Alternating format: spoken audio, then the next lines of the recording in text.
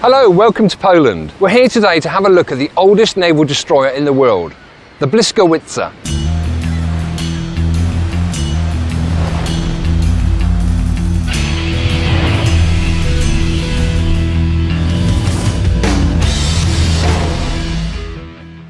This British-designed Polish destroyer was one of two Grom-class vessels ordered on the 29th of March 1935. She was commissioned in 1937 and fought alongside the Royal Navy.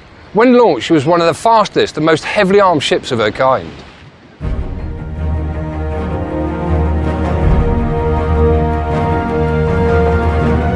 The Grom-class destroyers were named after Thunder, Grom, and Lightning, Blyskawica, respectively. Although Grom's keel was laid first, Blyskawica was completed before Grom. In other words, Lightning came before Thunder. She was built between the 1st of October 1935 and the 1st of October 1936 as part of a Polish naval build-up program that sought to bolster Poland's defences against maritime threats. The Grom-class destroyers were superior to German and Russian destroyers in terms of armament. They were also designed specifically for operations in the Baltic and thus included mine layers. Two more ships were ordered from J. Samuel White, but the ships were never laid down due to the outbreak of World War II. The biggest losses at sea during World War II were by the use of underwater weapons, such as torpedoes. Initially, the ship was fitted with twinned triple-tube 550mm torpedo launchers.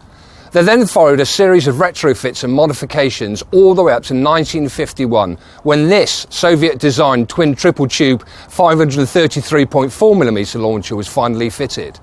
It was an effective weapon, with 300 kilograms of explosive, a maximum speed of 45 knots, and a maximum range of 13 kilometres. Firing of the torpedo launchers was by the use of compressed gas, and if this failed, there was also a way to fire it using more traditional gunpowder method.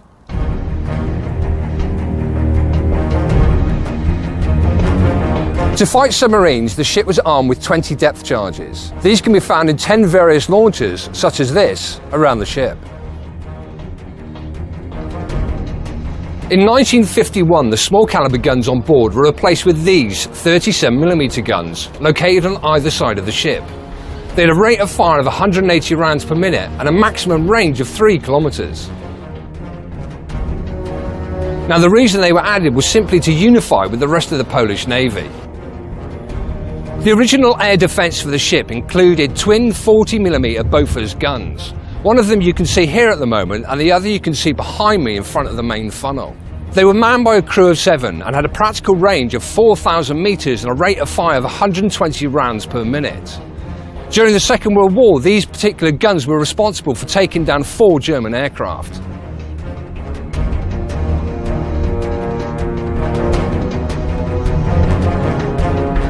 Upon commissioning in 1937, the ship was originally armed with 7 120mm guns. In 1941, she was rearmed, this time with 4 twin quick-firing dual-purpose guns. Now, these guns had a much improved elevation on the originals of 85 degrees and a range of 16,500 metres. We're now fortunate to have one of the crew members give us more of an insight into the operation of the main guns. Znajdujemy się na dziobie okrętu przy dziale artylerii głównej. Jest to 4-calowa armata morska, która zamontowana była tutaj w 1941 roku. Pierwotnie okręt posiadał artylerię główną kalibru 120 mm. Prezentowana tutaj armata ma kąt podniesienia luf do 85 stopni i z powodzeniem może razić cele powietrzne. Główną przyczyną, dla których zmieniono właśnie te działa 120, nie mogły podnosić luf więcej niż do kąta 35 stopni. W latach 50. została przeprowadzona kolejna modernizacja po powrocie okrętu z Wielkiej Brytanii po zakończeniu II wojny światowej. Wówczas to wymieniono tylko i wyłącznie lufy tych dział na kaliber 100 mm. Skutkowało to dopasowaniem do ówcześnie używanej w Układzie Warszawskim amunicji 100 mm. W przypadku tego działa wpłynęło to jeszcze na plus, ponieważ zwiększył się delikatnie zasięg o niecałe 200 metrów.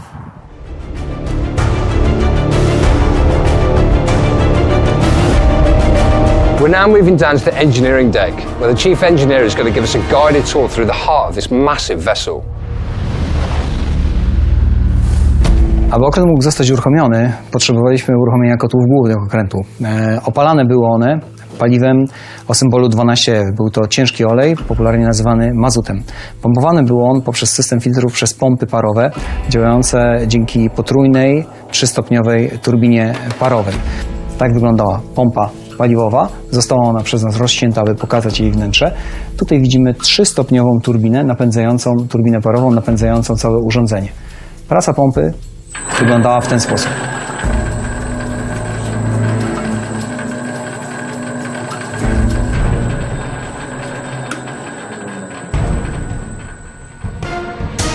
Znajdujemy się w unikatowym wnętrzu jednego z 3 kotłów głównych ORP Błyskawica, kocioł typu Admiralicja z 2 przegrzewaczami pary, z 3 walczakami.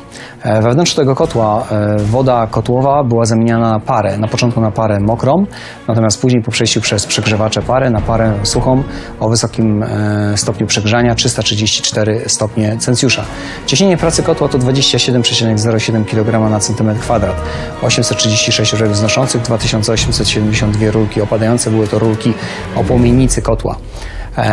Wnętrze kotła wyłożone było cegłą szamotową. Na ścianie kotła było 8 palników, za pomocą których dostarczane było i paliwo, i powietrze, i płomień potrzebny do zainicjowania procesu zamiany wody w parę.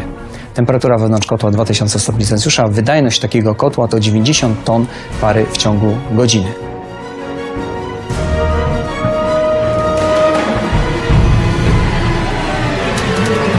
Znajdujemy się w maszynowni numer 1 w sercu okrętu. Tutaj po prawej stronie właściwe serce, a więc turbina parowa o łącznej mocy 27 000 koni mechanicznych. Były 2 turbozespoły tego typu, więc łączna moc maszyn Błyskawicy to 54 000 koni mechanicznych.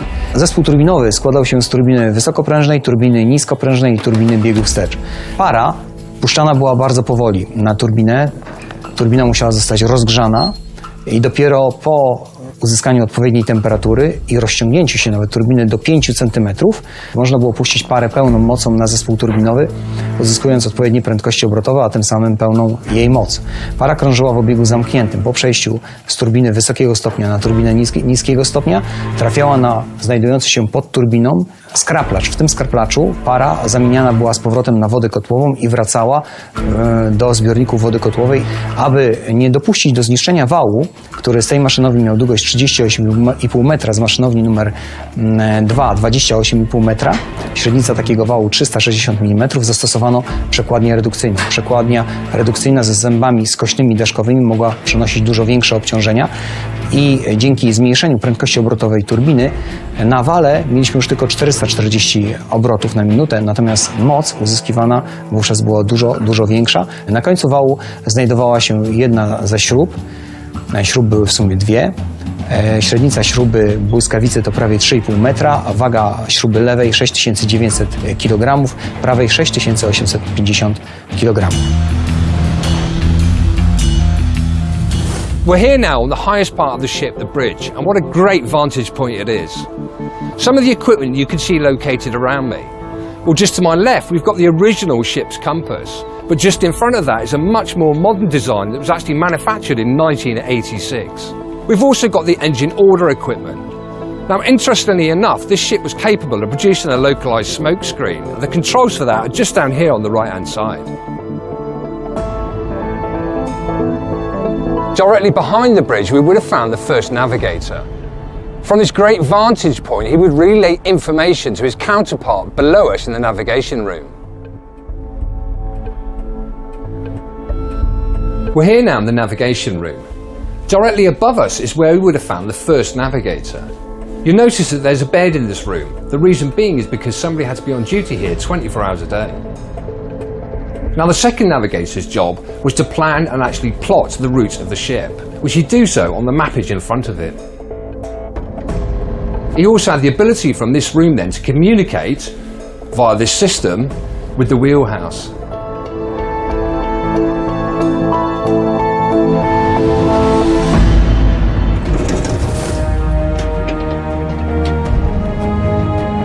The ship had 2 wheelhouses. We're now in the larger of the 2, which is located right at the back of the ship. It was manned by a crew of 3, and was used in case the first wheelhouse became inoperable for whatever reason.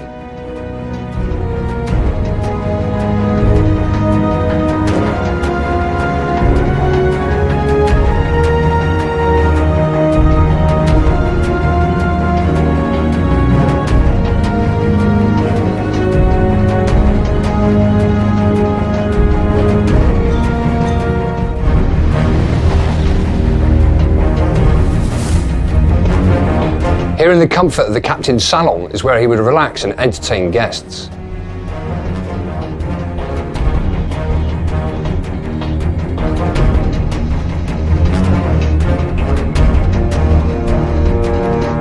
Dzień dobry, witam w mojej kabinie. Ta kabina jest taką samą kabiną, bardzo podobną do wszystkich kabin okrętowych oficerów.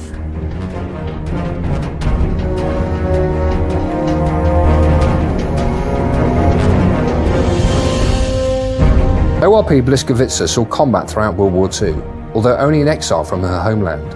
Realising that they were at significant numerical disadvantage against the German Navy, the Polish naval staff decided to evacuate her to the United Kingdom. After some modifications to make her more suitable for use in the rougher Atlantic Ocean, she joined the British Navy in combat operations. After the Norwegian campaign of 1940, ORP Blyskawica returned to the United Kingdom, her host nation. It would not be long before she was sorted again. In late May of 1940, the Wehrmacht had broken through the defences of the combined French, Belgian and British forces, isolating the British Expeditionary Force and some French and Belgian forces in Dunkirk, a total of 300,000 men.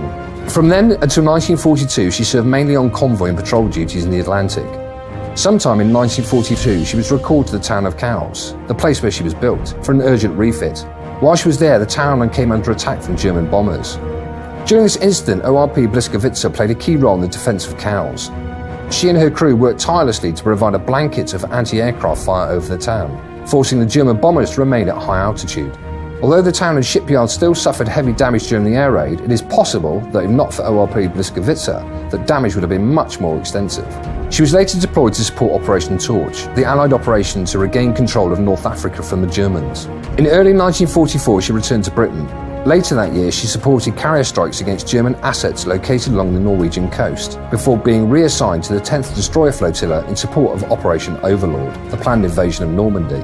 On the 8th of June, 2 days after the first D-Day landings, she engaged the German Navy destroyers in the Battle of Ushant, during which the Germans lost 2 destroyers, ZH-1 and Z-32. It was the last major battle that the ship participated in. She continued to patrol the English Channel until the end of hostilities. For a meritorious service, she was awarded the Golden Cross of the Virtuti Militari, one of Poland's highest military awards, equivalent to the Victoria Cross or the Medal of Honor. Today she stands as a museum ship, a reminder of Polish naval heroism during World War II.